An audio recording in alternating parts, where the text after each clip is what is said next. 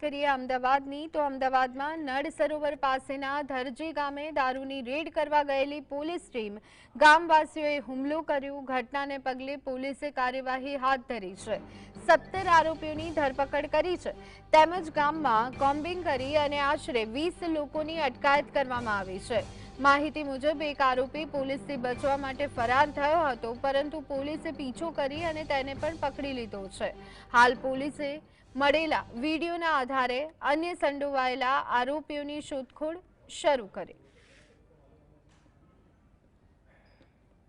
જે ગામની અંદર રેડ કરવા જાય છે ત્યારે ગ્રામ્યજનો સાથે ઘર્ષણનો બનાવ બનેલો છે। તે અન્વયે ટોટલ 17 આરોપીઓની ધરપકડ કરવામાં આવેલી છે। આ ઉપરાંત સીસીટીવી ફૂટેજ, વિડીયો ફૂટેજીસ અને ટેકનિકલ સોર્સિસના આધારે જે અન્ય આરોપીઓ છે તેમને આઈડેન્ટિફિકેશન અને ધરપકડ કરવાની પ્રક્રિયા ચાલુમાં છે। જે મુખ્ય આરોપીઓ છે તે અત્યારે તેની ધરપકડ કરવાની પ્રક્રિયા ચાલુ છે। ટીમો તેની તપાસમાં છે અને ત્વરિત તેમને પકડી પાડી અને ધરપકડ